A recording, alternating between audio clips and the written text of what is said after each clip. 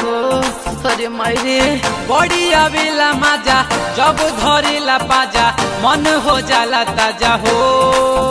रोज हम के सुता के भुइया सखी टकटरा वाला गावेला सुइया सखी रोज हम के सुता के भुइया सखी टकटरा वाला गावेला सुइया सखी।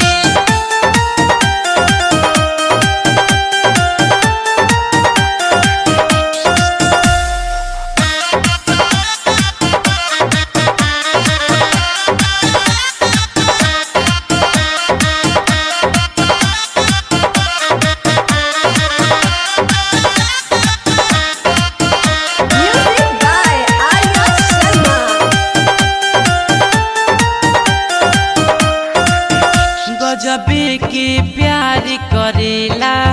पाजा में हम के धरेला आधी रात